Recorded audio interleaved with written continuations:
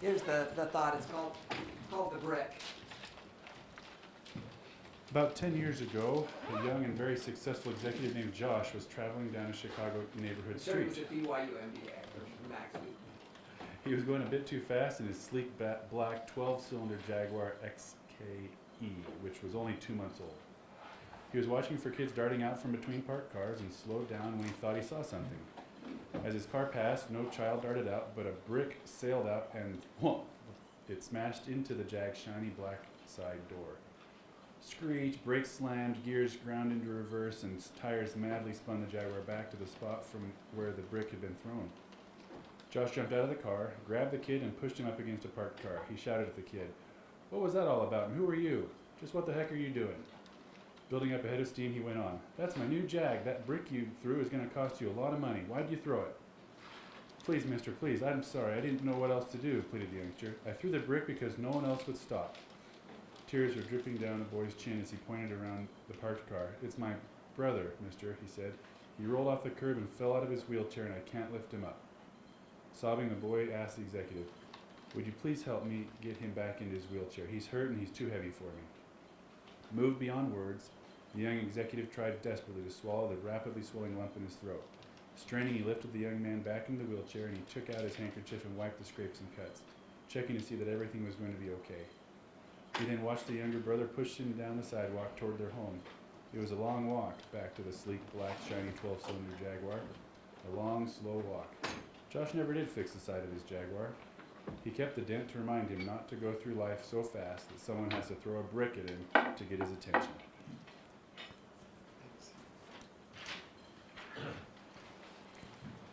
Appreciate that. Don't go through life so fast that someone has to throw a brick to get your attention.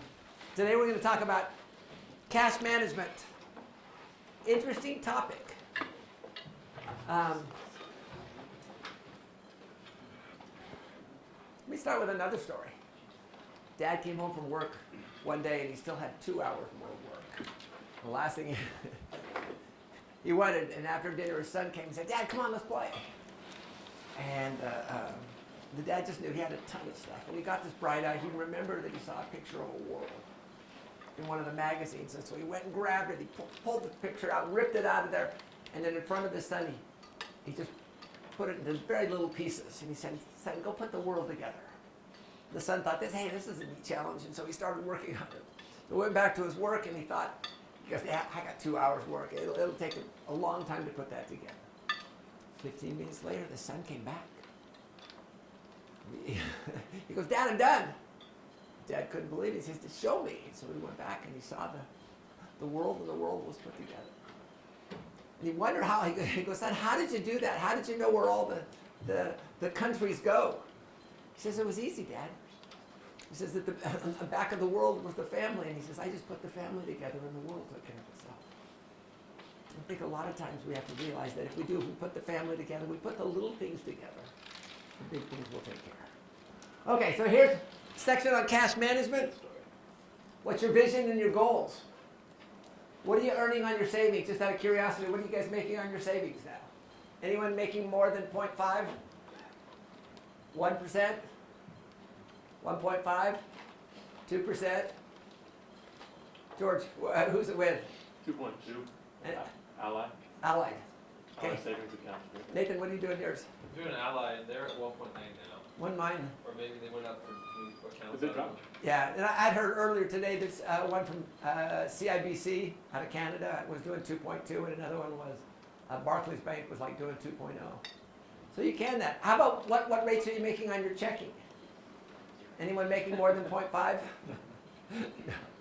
But it's interesting, all of these things. So what I want to know is what's your vision and your goals, and what are you earning on your savings? What are your costs? Checking what costs. What plans and strategies will you use? You may be using some other cash management instruments, and we'll talk about some non-traditional ones today. How many months' expenses will you have, and which assets? So how many months of expenses will you have in your emergency fund, and which assets? And finally, what are your constraints and your accountability? So that's kind of our framework. Got an email. I'm the finance uncle. So it It's from one of my nephews. He says, I wanted to ask you about semi-short-term investment decision. We have our emergency fund pretty well taken care of in a money market account with Vanguard and have been stuffing our IRAs as best we can year to year. We're now saving for a down payment on a house and want to make sure we're making a sound decision as to where we put these short-term savings. So that will be available in 1 to 2 years. But that might be a better return than our emergency fund. I was thinking we could use an insured CD for these savings, but we would like to be able to continue contributing to these savings monthly, so I'm not sure what the best route is. Just wanted to see if you would recommend a good strategy given the current financial climate. Thanks. How would you respond?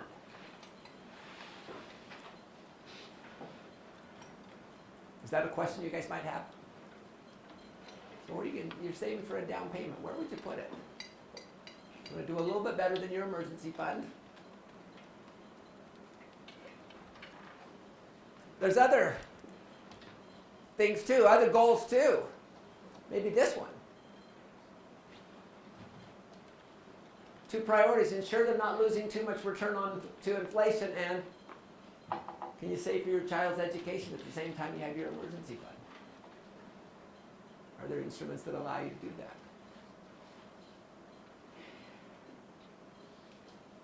So what we're going to talk about today is just a number of different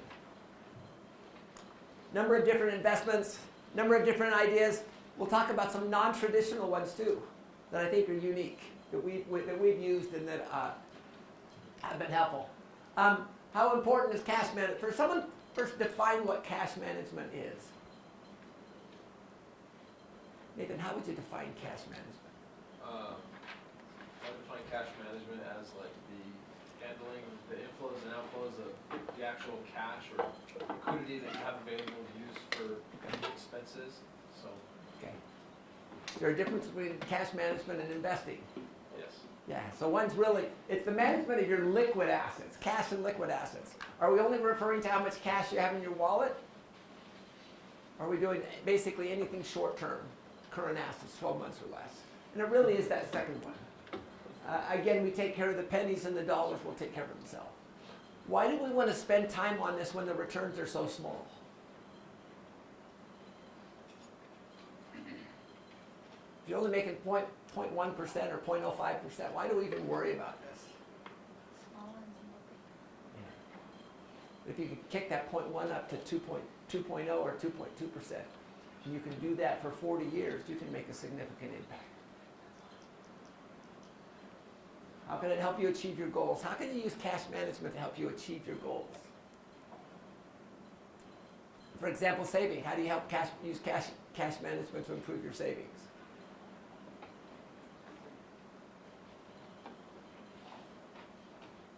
Well, Nathan. There's probably a certain amount of cash that will need to be on hand.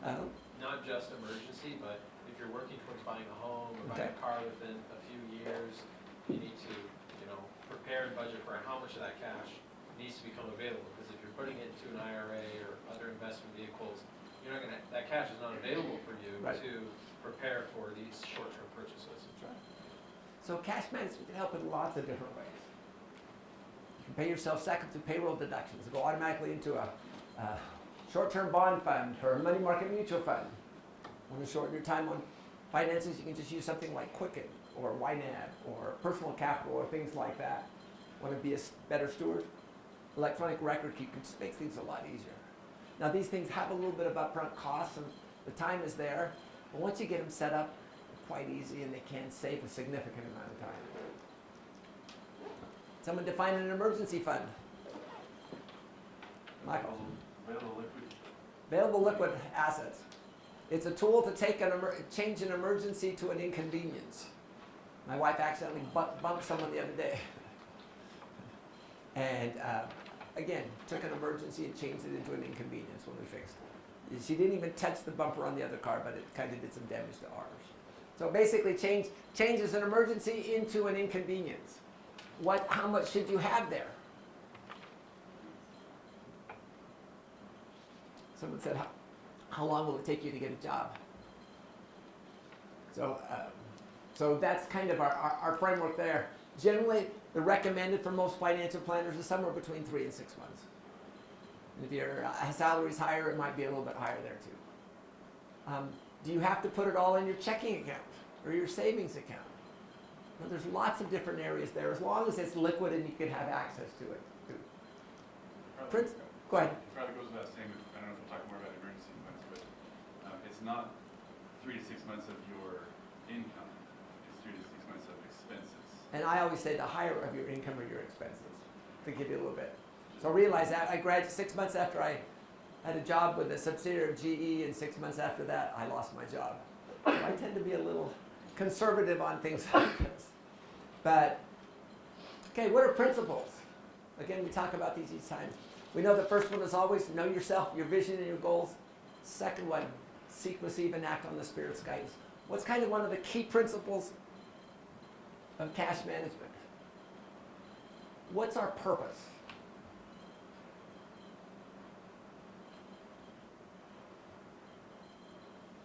Wouldn't Carla. the purpose be to, we'll automate as much as you can so that you can spend less of that extra bit to have like the extra savings? Okay, so repeat that again. Well, I think you can automate. Automate as much as you can. As much as you can, but then the more you keep track of it, the more you know how much you have left over. Okay. So then you can have like that extra Yeah. savings in it. That's a good point. So automate it. Make sure you have access to it. So on one side you have very low returns on your cash management vehicle. On the other side you've got inflation. What's our goal here in cash management? Yeah. Don't lose to inflation. Yeah, don't lose too much to inflation. So it's interesting here. How do you know how much you're losing against inflation? So we just say, seek for the highest returns in terms of after-tax and equivalent taxable yield consistent with your safety risk and other instruments. So if you cannot lose too much to inflation, that's a good thing. That's why you don't have to put it all. In our family, what we like to do is we like to think of it in terms of 1 month of income. So generally we'll have 1 month in checking, we have 1 month in saving, and then a couple months in the short-term bond index. So do you guys know what short-term bond indexes are up year to date? Roughly 3 to 4. So, but you can do these things. Monitor and revise your strategy as necessary to meet changing personal and other conditions. Understand key areas of cash management and develop a plan, and that's what we're going to do today. Hopefully give you some ideas on how do you develop that plan. So we talked about principles. What are the doctrines? Again, those 5.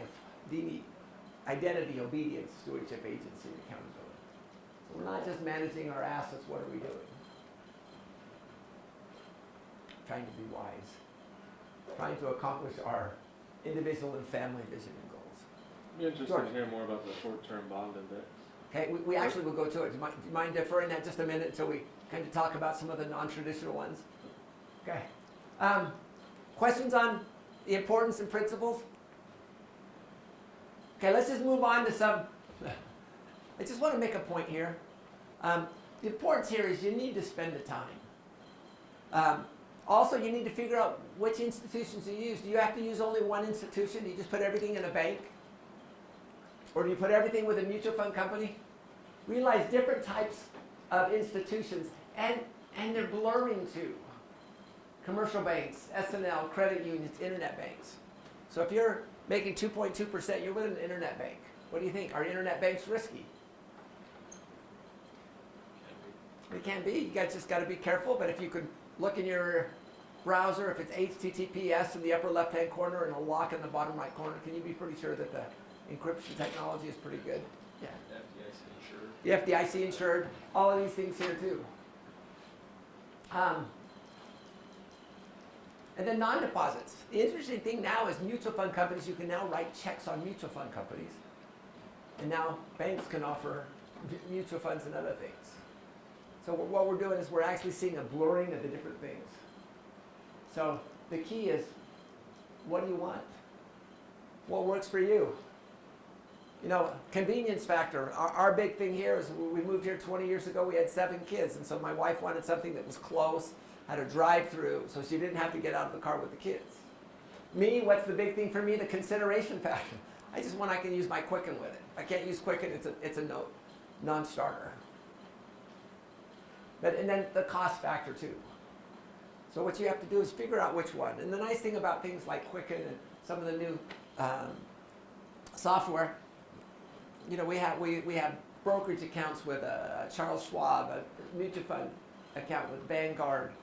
We have UCCU, and then we have a couple of credit cards, a Costco credit card and another one.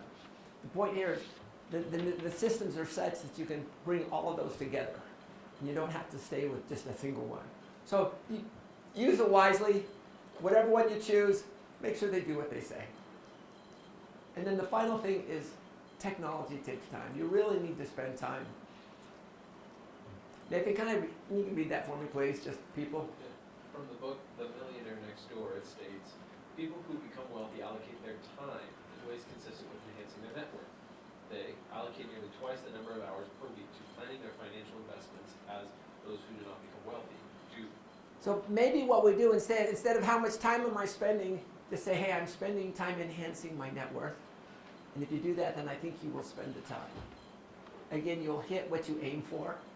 And if you spend time in your finances, you will do much better than if you just kind of assume it's an afterthought and don't spend the time there too. Okay. So let's cash manage alternatives.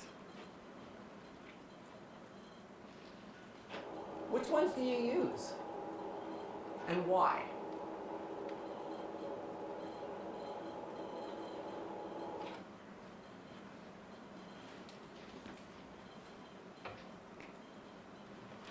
So there's the basic ones.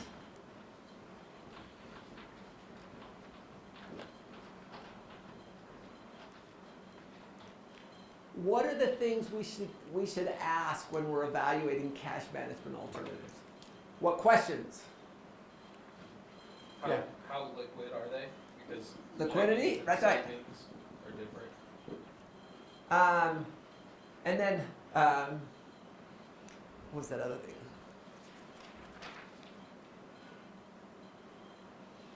Liquidity, you could also do minimum balances.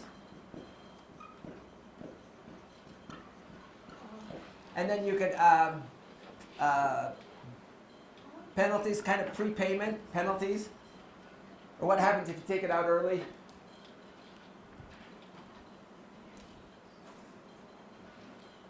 Early withdrawal penalties.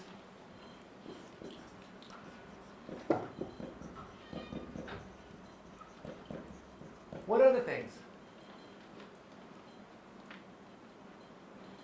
Maintenance fees. Maintenance fees, so kind of your fees. Are you interested in your rates? Yes. Other things? The most important one is how do you buy? Are there other things that you want? Maybe how easily you can transfer between them. Transfer? We're missing one that's really pretty important. You think of FDIC, what do you think? Safety? And for most people, that's FDIC insurance. Other things? Or is that a pretty good list? Time. A lot, like if you have branches there. Okay. Fees. Yeah.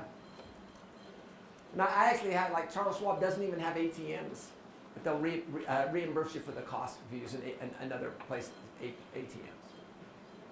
Okay, what rates are you guys making on your checking? 0 to I don't like to look about it. 0 to 0.1, probably something like that. Is it liquid?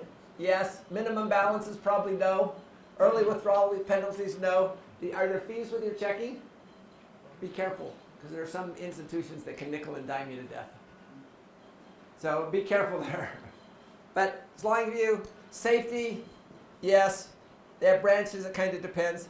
How do you do a checking account? Basically, you either go to the bank or the internet bank, and you should do it. Savings, we talked about rates here. These are quite a bit higher. Okay, I have a side story. So, minimum balances can really hurt because, you know, we always have like a way over the minimum balance. So you're not thinking about it, right? So like years and years, and then anyway.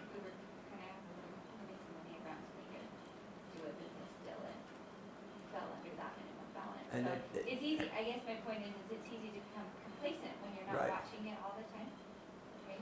So key to watch. So and I would say that's true for any of us, right? You're probably watching them closer if you're Yeah. close all the time, but be careful not to be. Yeah. And if they have a limit, you get 6 transfers. Realize when you get that 7th one in a month, they will ding you and ding you pretty heavily. Okay, liquidity savings is pretty much the same. What are some of the other instruments you guys use? Credit card. Well, credit cards are really not minimum balance ones. Or excuse me, really not cash management vehicles. You could get some. But that brings another. Are there rewards? Fees/rewards. Some of those things there. Yeah. Cash under the mattress. Cash under the mattress. What's the downside on that? You lose. You lose. You lose. But there are things like you can do CDs, and then you could do money market mutual funds, and then short-term bond funds. So tell me about a CD. Do they have different maturities? So higher return, But you're limited, it's not Yeah. as liquid. limited. So not liquidity, it's less. Early withdrawal penalties, yes. Fees and rewards. What's the rate you're making on CDs? 0.1 to probably 0.9, something like that. FDIC insured? Yes. What about these? Money market mutual funds and short-term bond funds. Could that be a cash management vehicle? So what is a money market mutual fund? What about just a money market? It's a mutual fund, or you could also do money market accounts. They usually have higher interest rates. Yeah, a little bit higher rates. And then a money market mutual fund, it's actually a mutual fund. Is it FDIC insured? No. What's the maturity on most of the investments in a money market mutual fund? Yeah. What was the question? What's the maturity? Most of the investments in a money market mutual fund are generally less than how many days? Less than 30 days. So, you think any of these companies are going to go bankrupt in 30 days? Usually the companies that have problems, you can see it from years ahead. And so how about short-term bond funds? We're looking at something there, usually less than 1 year, maybe 1 to 2 years too. What do you think research has found? Do short-term bonds most of the time outperform the money market mutual funds? I saw a piece of research in the Wall Street Journal that said in the last 19 years that they outperformed it. Now, can you have access to your money pretty quickly, say through a Vanguard or a Schwab or a Fidelity or things like that? Can you access your money pretty quickly? The answer is yes. Yeah. Yeah, and some money market mutual funds you can actually write checks on. Yeah. They're super liquid. The rates just aren't set. It's Yeah. however well the fund does. Right. So whatever market rates are. Now these two right here, realize that there's two parts. There's taxable and tax-free. When we first moved here, I was upset because I was making 0.7% in my money market mutual fund. The guy I was working with, he says, hey, check out the tax-free. And I looked at the tax-free and they were making 0.75%. So I just moved it all over. On these type of instruments, you pay taxes every year. Yeah. And there's not a cost to buy and sell, so it was not a big deal just to move the assets over there. So if it's a tax-free, if it's or if it's federal tax-free, what kind of a security is it? It's a short-term bond fund, but it's a short-term muni bond fund. And that's the case, it is federal tax-free. If it's a short-term government bond fund, it is state tax-free. And if it's a muni from your state, it is federal and state tax-free. Here's a question. Muni bonds, are they tax-free just for interest, or are they tax-free for capital gains as well? Just interest. Yeah, just interest. That's right. So watch those things. Are there other cash management vehicles you could use?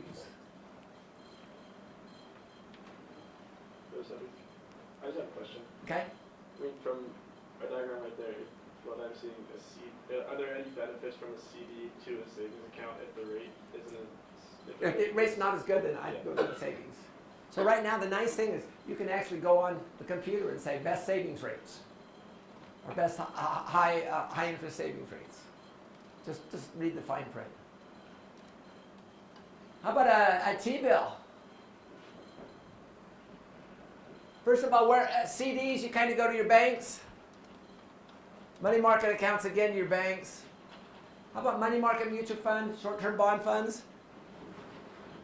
You can actually go to your mutual fund companies. Make sure you don't have minimum balance fees. Some places like Vanguard, if you have less than $10,000, they'll charge you a fee every quarter. And I don't like those. If you go to something like a Schwab and a Fidelity, they don't charge you those fees. How about T-bills? Can people like you buy T-bills? Actually, you can. You can go to a place called Treasury. TreasuryDirect.gov. Now, let's talk about taxes. That's the one thing we didn't hit with taxes. Checking, is it all taxable? Yes. Savings, all taxable. CDs, all taxable. Money market mutual funds, so this part here, all taxable, and this one depends. How about treasury bills? Are they all taxable? Actually, they're state tax-free. So, state tax-free, if you're in a place like California, government securities is high because their top marginal tax rate's like 13.2%.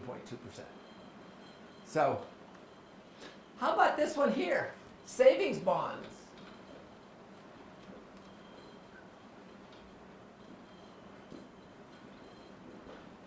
Good idea or bad idea? Now, savings bonds are interesting because you have to hold it for a minimum of 12 months. After that 12 months, you can take it to any bank and you can cash it in. But savings bonds have a couple things. They're already state tax-free. What the government is trying to encourage you is to use these as a way to save for your children's education. So if you use it just for tuition, if you use it for tuition, it becomes state tax-free. It's already state tax-free. If you use it for tuition, it becomes federal tax-free. My wife and I, we were taking our kids to Hawaii, all 7 kids, on frequent flyer miles, and we needed a few more frequent flyer miles. And we noticed that they just, from an article in the Wall Street Journal, we noticed that the government had just started allowing you to buy savings bonds with credit cards. A lot of people were getting their cash back, so you buy the savings bond and then you get a 2% cash back, and so you got a 2% kick in the yield. Well, we needed some frequent flyer miles, and so we bought a bunch of savings bonds. And we just figured we could use them also for educational vehicles. So that was probably 15 years ago, and I think we sold our last I-bond, I think just this year, the earlier part of this year. But the nice thing about it, here's a question. When do you pay taxes? When do you pay taxes on a short-term bond fund? When do you pay taxes on your interest? Every year. All of these things pay taxes every year. Taxes every year on what? How about with the savings bond? When do you pay taxes on your savings bond? Yeah, at maturity when you cash it in. So you're actually deferring your taxes until that time period. And like I said, it's pretty restrictive here. It's only tuition. It's not, you can't use it to buy computers. You can't use it for room and board or things like this.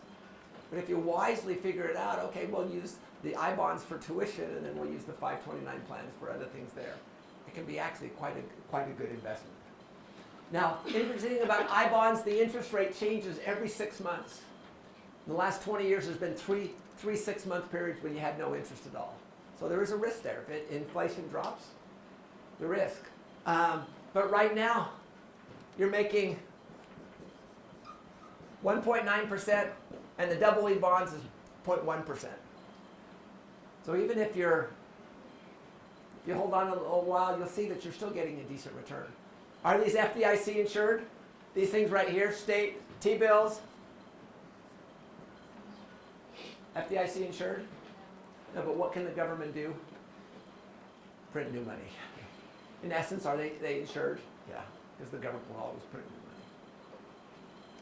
money. Okay. Have we added a few more alternatives to your cash management decision? George? I'm not sure what's the benefit of doing the 0.1% double E over just like a savings account if it's that low of a return? I don't know. I've never bought a double E bond. I probably never will. Okay. So it kind of surprises me that people actually use those. But I thought I'd talk about it because those are the two types of.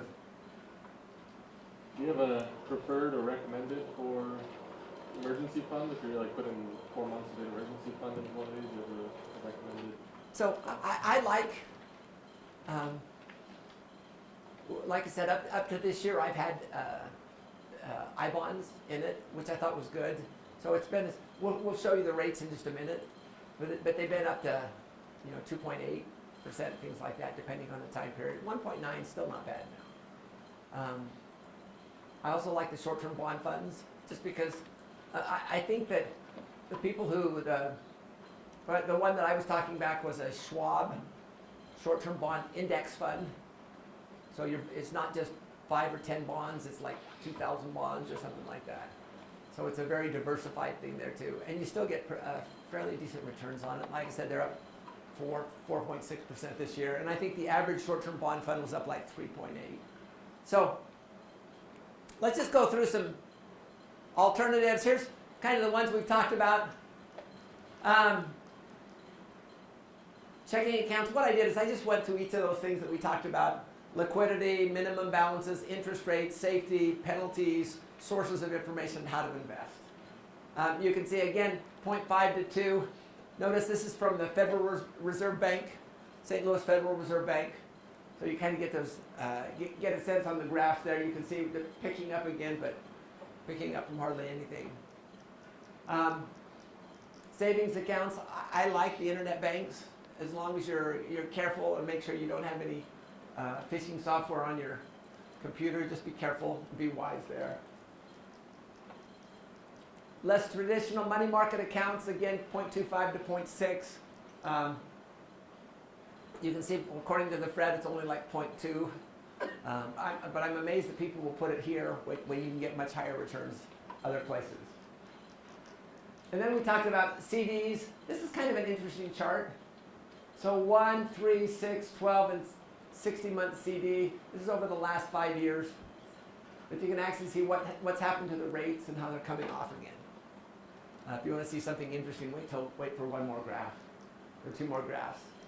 And then we talked about money market mutual funds. Again, these will give you whatever the current rates are. So again, these are short-term rates, roughly 30 days or less. And then short-term bond funds. Again, we've had interest rates coming down. That's why the short-term bond funds are above 4%, or 3.8 to 4%. It's not always going to be the way. So normally I'd expect the rates to be a little bit lower. And then we talked about the taxes. So a short-term bond fund or money market mutual fund, if it invests in munis, it's federal tax-free. If it invests in government securities, it's state tax-free. And if it invests in munis from your state, it's both federal and state tax-free. So be aware of those differences there. And then we talked about treasury bills. Here's a really interesting chart.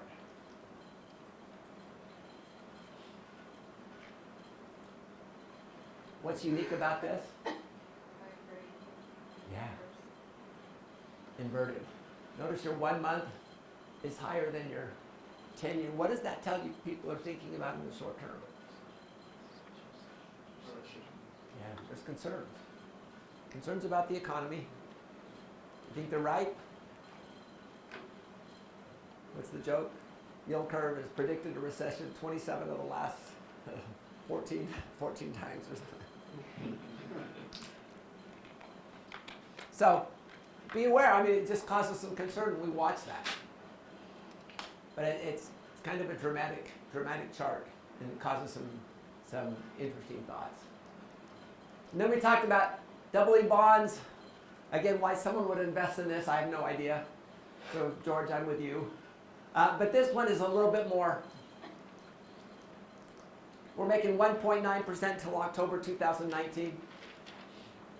And you can actually see, you're somewhere around, probably on average 2%. So over that time period. And the nice thing is the government can always print new money. Now realize again, for the first year, it's not considered cash management because you can't access it. But after that it is. Okay. Realize there are some income limits. If you make over $150,000, you can't exclude the interest income from your income taxes. And this is your MAGI.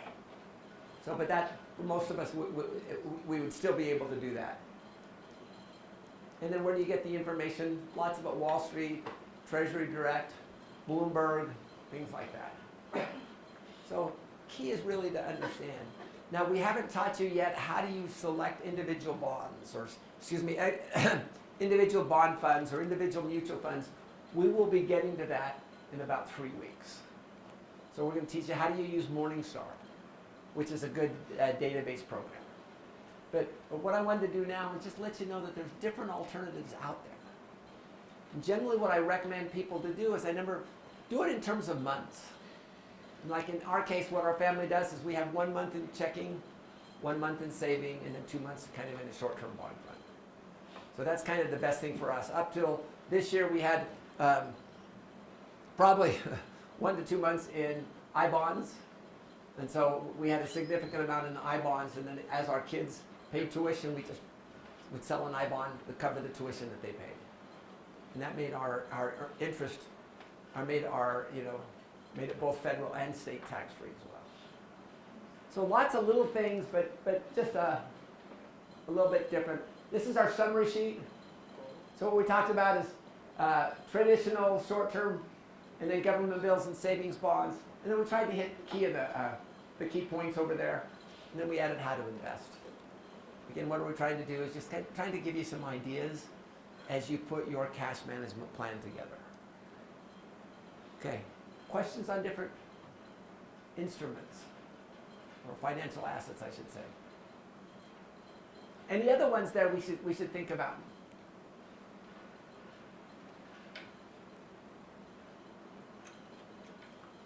Okay, that's probably a good start. We probably should add a line here. Is how do you want to add more according to that email from Jeff? If you want to add more with a CD, you actually have to do a specific amount. I-bonds, you actually have to buy the bonds, but the bonds can be in 25, 50, 100, 500, 10,000. Yes? Do you put currency investments or like cryptocurrencies in this bucket? Or is that a different bucket? The downside about cryptos is number one, there's no dividend. Number two, you've got custody costs, and it's only worth what other people would pay for you. It's kind of the same thing with, how about foreign currencies? Would you put foreign currencies in a cash management side here? And realize, I bought gold at $780 an ounce in 1977, and it was 30 years before it went above that.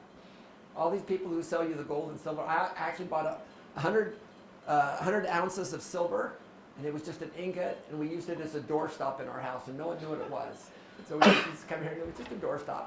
It was just kind of fun. You'd come back here and you'd realize what you paid for it and what it was worth. But the point here is, a lot of people will tell you, oh, you got to look at gold and you got to add this to your portfolio too. What's gold and silver? It's an end of the world thing. And again, what most people do is they'll say, well, gold went up 20% in the last 3 months, so it's going to continue going 20% for the rest of your life. Gold over the last 150 years has not been a good investment. So realize, just be wise. Do I have anything against putting 2 to 3% of your portfolio in precious metals? No. Would I do anything more than 5%? Probably not.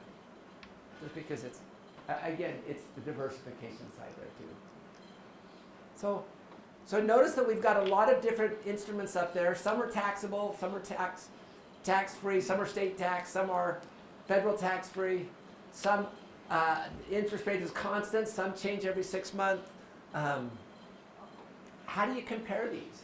Yes. Oh, sorry, not Go ahead. to answer, but to ask, where do you buy your I-bonds? You just go on treasurydirect.gov. So you can buy a certain amount there. If you use your refund from your taxes, you can buy another $10,000 there too. Dakota. I was wondering, it's been a while, but I read Tony Robinson's money a while back, and I don't remember anything, but I think he recommended not using a checking account, but using, I think it was a money market mutual fund for your checking needs. Do you could. recommend using? You could just be careful and see. You don't want to have more checks than if they give you 12 checks a month, make sure you don't go over because they'll deem you. Yeah, I was gonna say, the one thing, the biggest thing you have to watch on money markets is they'll limit how many transactions you Yeah. can have in a month, so. So yeah, They're great if you have like a business or something that's got very few Yeah. transactions, then yeah, they're good for that. But yeah. So Ginny knows she runs about eight different trusts and funds like that. So she has like yeah, 20 so million trust in funds account. don't have a lot of turnover, so it's great for trusts. I guess if you run a growing business that Yeah. has a lot of transactions, It it probably probably would would be be. good for a business, Yeah. but. Okay, so how do you compare these things? So, thoughts? Some are taxable, some are not. Well, I think first, like, you need to look at what, like, your future spending plans. Like, Okay. what you're gonna need money for in the future. And then Yeah, what do you- determine, because obviously you're gonna get better rates for longer term Yeah, investments. so look at your spending plans. You'll get better rates for longer term. Other thoughts? Yeah, It seems like Robert. rather than looking at the rates, the tax and liquidity considerations are probably the most important. tax and Especially liquidity considerations are a very important part. Other thoughts? Let me just share four things that I want. Number one, you should use comparable rates. You know, if you look on your rates, it'll say 0.09, that's your interest rate, or 0.10 APY. Does APY include the impact of compounding? And the answer is yes. So if you can compare APYs across it, you'll do well. And your APY equals 1 plus your APR divided by the number of periods to the number of periods minus 1. So financial institutions are required to give you the APY. Number two, excuse me, either after-tax returns or equivalent taxable yields. What's the difference between these two? They all give you the same, should point in the same direction. After-tax returns, what does it take you to? Basically the bottom level. What's your actual return after tax? What does equivalent taxable yield tell you? You have a tax advantage security such as a government security or a muni bond or a savings bond. It has a certain tax advantage.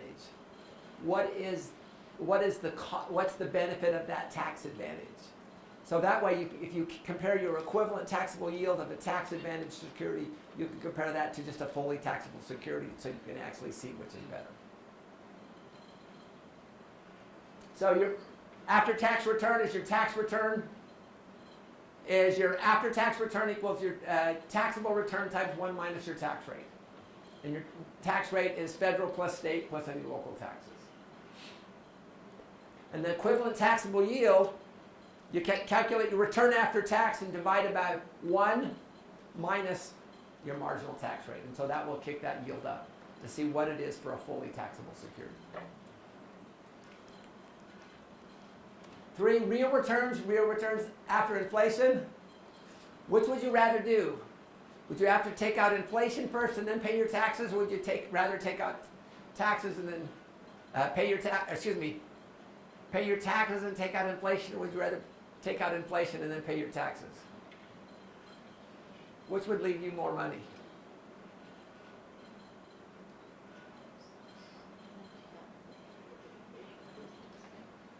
We're all tired. Long day and it's only Monday. Which would you rather do? Which would you pay less tax on? Yeah, take out inflation first and then pay your taxes. What happens if you do that? you go to jail. But so we have to pay our taxes first, and then we take out inflation too. But realize things like I-bonds, inflation-linked bonds, tips, things like that, what they will do is they take into account changes in inflation when you're calculating the yields. Okay, safety, consider maturity and interest rate adjustments. So all of these things are important. So it's interesting, it's hard to believe, but your choice of cash management vehicles depends on 5 things. Number 1, what's your goals and risk tolerance? What's the purpose of the money and when do you need it? Number 2, which type of asset do you prefer? Do you like CDs? Do you like money market accounts? Do you like short-term bonds? 3, your tax situation. What's your marginal tax rate? 4, the location of the financial assets. You know, if you buy muni bonds from your state, they're federal tax and state tax free. And then 5, your use of the funds. If it's used for qualified educational expenses as a higher institution, all of a sudden it becomes not only state tax free, your I-bonds become federal tax free too. So it's kind of unique what we have there. Let's do a couple of problems.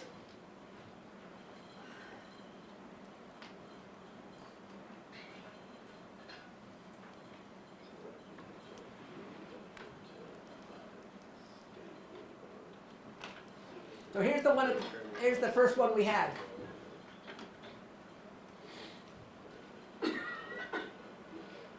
So he's in sales, want a 4-month emergency fund. They have 2 priorities. Don't want to lose too much money to inflation, and they're expecting. What instruments would you recommend given their priorities? So let's talk about the first one. If their goal is just not to lose too much to inflation, which ones would you recommend?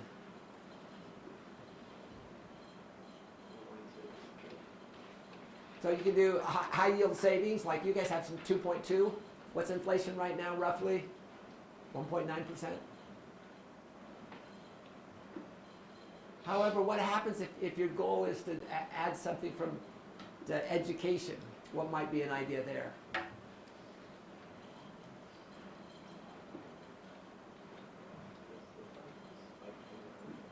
Go ahead. Well, 529 is, yeah, but that's really not a cash management vehicle. So probably the inflation, the savings bonds. And would you rather go with the double E or the I bond, George? I bond. Yeah, I can't imagine anyone buying that double E bond. To me, that just seems funny. So, again, consistent with what we talked about, I put small liquidity in the checking account, but majority in savings, short-term bond, mutual fund, and possibly an IDM bond. If you're saving for a child's education, though, does that even fall into cash management? Wouldn't you just put that money into a higher yielding investment? You could, yeah. This is just kind of one of those weird benefits that a lot of people don't realize. And I figure we stick it here, it's a possible one, and like I said, we bought a bunch of them, and then over the next 10 years, we just sold them off every time we had tuition. So it just made a nice alternative. And then how would you recommend they divide out their emergency fund? And again, I like using a month basis. Maybe you'll do a month in checking, and then a month in savings, a high yield savings, and then maybe 1 month in an I bond, 1 month in a short-term bond fund. Again, what I'd hope you guys would do is I'd hope you learn that you can be diversified across these instruments. I wouldn't put it all in checking, and I wouldn't put it all in savings. I would try to find some diversification there. How about this one? Two different people. One's in the 35% federal, 5% state. Others in the 22% federal, 5% state.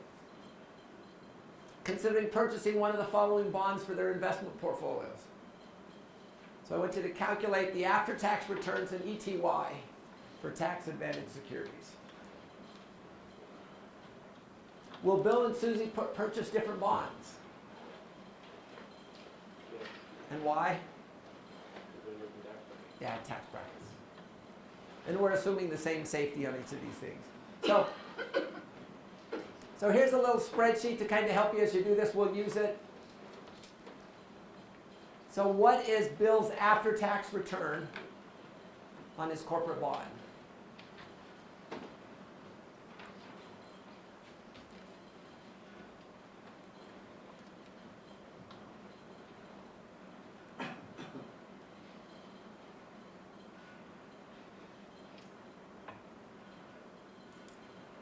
George? What's the easiest way to get to the spreadsheet, the tools?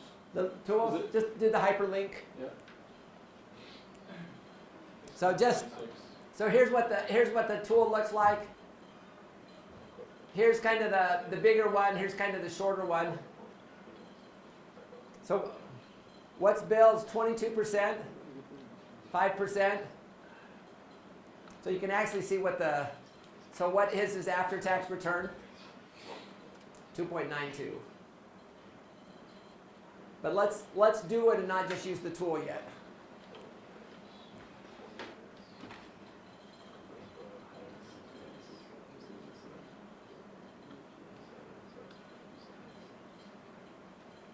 Tyler. So you would take the corporate bond, because that's the taxable return, so 4%, then times, and then 1 minus the tax rate. So you would add the 22% federal marginal tax, and then the 5% state tax. And what rate did you get? That's 27% total. So that comes up to 2.92%. Okay. Good. Okay, how about, now why is the equivalent taxable yield also the same as a corporate bond? It actually is not a tax advantage securities. So ETY puts tax advantage securities on the same level with fully taxable bonds. Municipal bond. What is his after-tax return on that? Making it look you're really close. So first of all, a muni bond, is it state tax free? No. Is it federal tax free? Yes. So how much taxes does state tax take out of this one? 5%. So what is it? It's not 2.75. What's the return? Robert, looks like you've got that. What's 95% of 2.75? 2.61. Okay. Now, what is the equivalent taxable yield? What would you be earning on this tax advantage security to make it comparable to that corporate bond? So you take this 2.61 divided by 1 minus both federal and state together. And so in that case here, 3.58. Which of this would be better, your muni bond or your corporate bond for Bill?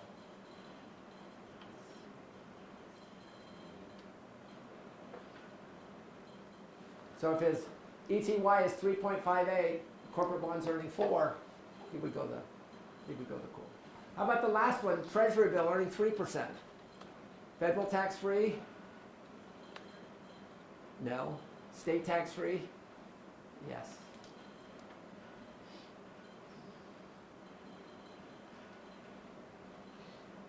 So what's the after-tax return and what's the equivalent taxable yield? Isaac, what's the after-tax return? is 2.34. And what's your equivalent taxable yield? So take 2.34 divided by 27.63. No, right, you're right, 0.73. I got 3.2055. Right, 3.21. So in Bill's case, assuming that these all have the similar safety, which one would he pick? What's the best one for Bill? Yeah, corporate bond, it's got the highest after-tax return and it's also got the highest equivalent taxable yield. So the nice thing is now we're comparing things with different tax advantages. Okay. Let's go to Susie. What is her after-tax return on the corporate bond?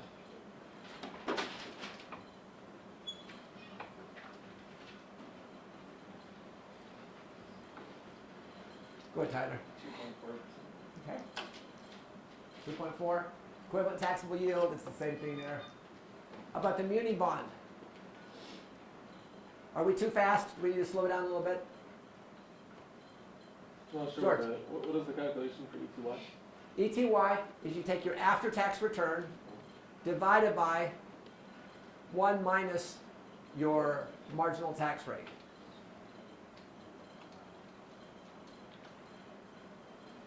So actually you don't, theoretically you don't have an equivalent taxable yield on a corporate bond because it's already fully taxable, but we put it up there just to give you a sense. So what's her return on the muni bond?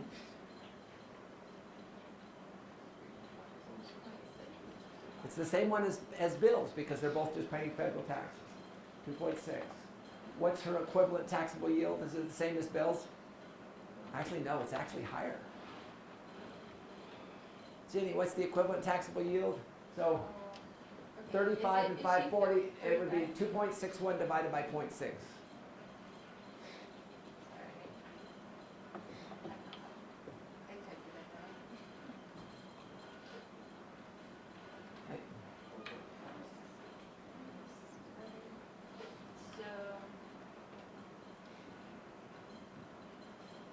I'll give you a hand. 4.35%. And how about treasury bills? Oh, I did 30%, so Yeah. 35. That's why I'm off. Sorry. Isaac, what's 1.95. 1.95 and equivalent taxable yield? 3.25. So which is the best deal for Susie? Yeah, the muni bond. And why is that? High tax rate. Yeah. So now do you get a sense why people with high tax rates like muni bonds? Because they're federal tax free. Ben and then Nathan. Would you want to do this kind of thing with your effective tax rate instead of your? You could. Once you take your deductions out and everything, Right. taxes will be different. Yeah. Possibly, but my guess is your tax rate's not going to change dramatically year to year. So unless you hit one of the tax brackets. So, Like this. pardon me? Like this. Or if you're people like us, when you had lots of exemptions, and now with the new tax rules, that you don't, you lose all your exemptions, and you only get the increased standard deduction. Kids start leaving the house. I know. That child tax credit is a killer. So your recommends for Susie, it's municipal bond. It's got the highest after tax and the highest ETY. Nathan. T-bill, isn't it supposed to be 35%, not 22 on the ETY? Oh, yep. Oh, you're right. Let me fix it. I'll fix that.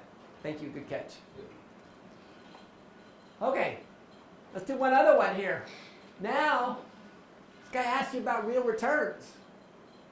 Well, let's step back just a second. Let's go back to the tool and see if that would help us out. So what we did is we've got our 4%, 3%, and 2.75. 2.4, 1.5, and 2.61, 3.25, 4.35, and 4%. Those numbers come out consistent with your after-tax return and your equivalent taxable yield. So it's just a little tool just to kind of help you out. If you have more assets, again, use this side here.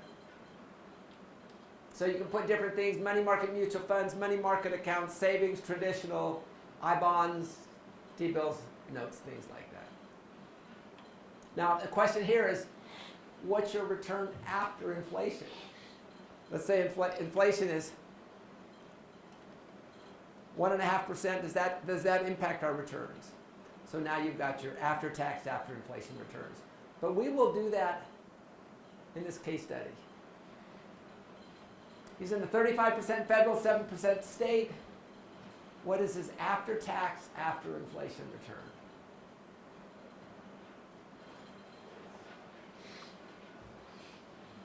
First of all, how's he doing?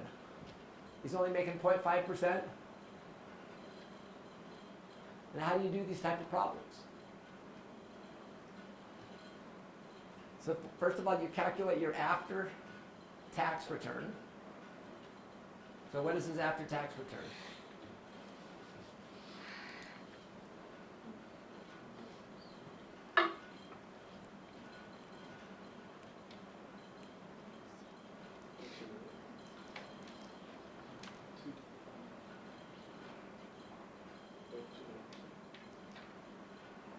So what's his after-tax return? Tyler. 0.29%. And then remember, we use this 1 plus your nominal return divided by 1 plus inflation minus 1. What's his inflation there? Remember, you do it in decimal form. So is he making money or losing money on purchasing power? And how much is he losing? Isaac, how much is he losing? 0.48. Yeah. So minus 1.19%. So let's go back to our example here. 0.5, 35, and 7.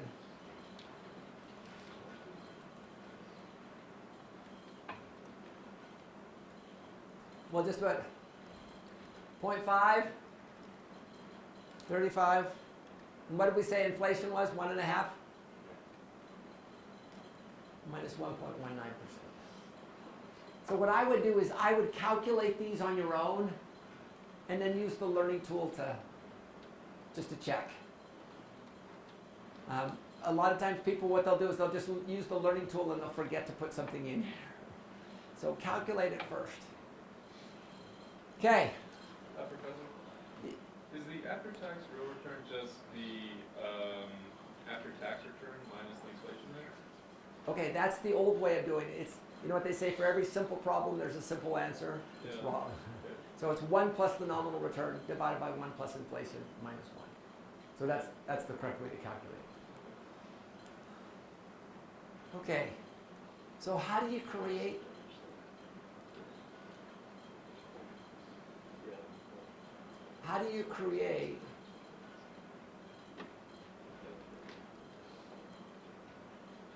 your cash management plan?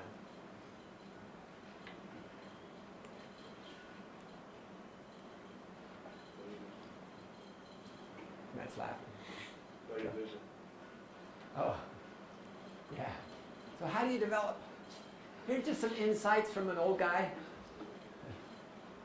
Decide how many months of expenses you want. I like, how long would it take you to get another job? Number 2, how will you divide your instruments between the various cash management assets? I recommend, just because it's easy, and what we do is I recommend a month's expenses as a guide. If you spend $3,000, that would be my month's expense. If you spend $6,000, that would be that. And then the last one, diversify based on risk and return. Again, our goal is to try to, these are liquid assets and we're not going to get a huge return out of them, but if we can minimize the loss to inflation, if we can do better than just sticking it in a mattress, then I think we're making it worthwhile. So even though we may not beat inflation, if we can continually try at least to stay close, and even though it doesn't take a ton of time, you know, you might do it now and then a year later you'll do it just to kind of check, I think you can find that you can add significant value to your portfolio over time.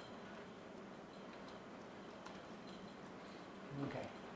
Cash management plans, what's your vision? What are your goals? Robert, what's your goals for cash management? Like we talked about, just like an emergency plan. Okay. Like we talked about it in our auditing class. Okay. Especially like whistleblowing. Mm-hmm. We talked about how having that emergency fund is important, so it makes that decision easier at work. Yeah. Instead of trying to hide something or covering it up. Yeah. What you're supposed to do because you might have an emergency fund. Mm-hmm. Okay. Other goals?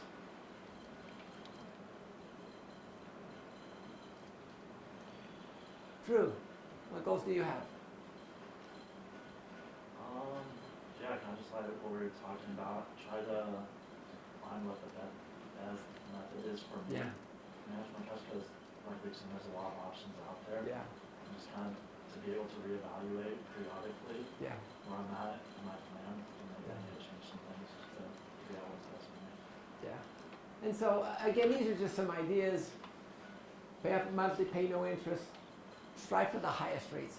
Again, I would recommend that you diversify too. So not just put it all in checking, or not put it all in savings, or not put it all in, things like that. But if you can do across different financial assets, I think it works well. And again, your goal is really just to try to minimize as much as you can. How about plans and strategies?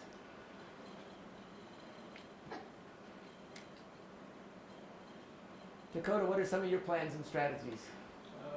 Bitcoin mainly. Big time, 100% in Bitcoin, right? 100% Bitcoin. Yeah, maybe some Venezuela foreign exchange. And probably some Iranian dinars too would be good. Something I've been looking at. I want to really explore checking vehicles. Good. I'd love to get a better return on a checking. Okay, checking vehicles. And a lot of these places, again, you can write checks on mutual funds and things like that. Here's just a few ideas. One is 3, one's 4. It doesn't matter what you choose. But I encourage you, pay a specific amount. Pay yourself every month. Diversify. And then however you decide to do these, bond, money market mutual fund, short-term bond fund, things like that. I-bonds, I think, are kind of a fun thing just because the rate's pretty competitive. And I like the idea you can use it for your kids' missions or education. Just a few more ideas here. And then reevaluate. Okay. So each of you are going to have to put your cash management plan together. So what are your takeaways from today? Let's take a minute and just put a... Justice is going... I know a whole lot less than I thought. Okay. Or we've expanded your vision just a little bit more. Yes. So and again, if we can just help you to walk out of here with 1 or 2 different ideas every day, then we've done our job.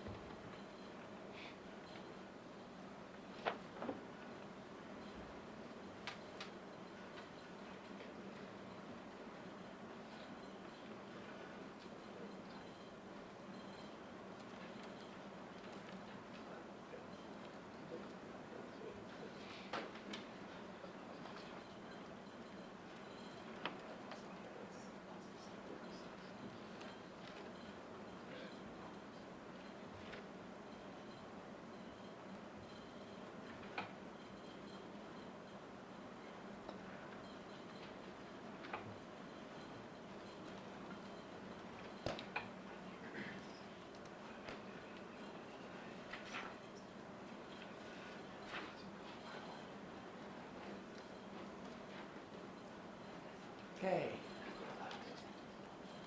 Connor, what's your One of mine takeaways? One of mine is that it's just really important to diversify. I have thought that between checking and saving should be diverse, but I think we need to look into other options. Okay, diversify. George? I think we're kind of confused on why we go for bonds over savings account.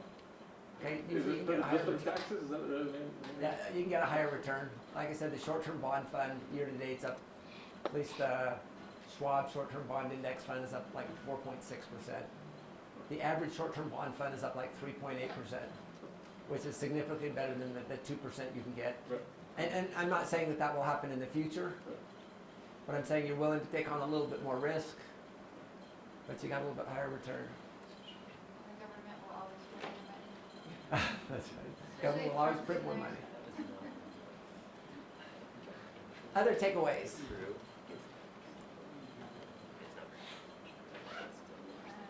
Okay, Carly. I also just really like the beginning story about going too fast that someone has to throw work at you. Because I guess we're planning all these things and stuff, but like we want to be able to make money, to have money to put and do all these saving things. It's like, but also don't go too fast. You gotta enjoy life.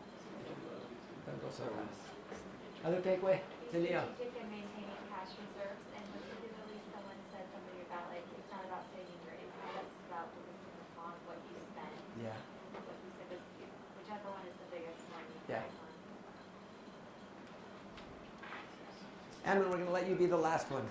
Make it good. Drum roll. Da-da-da-da. It's like you need to compare your after-tax returns to determine the best cash flow result.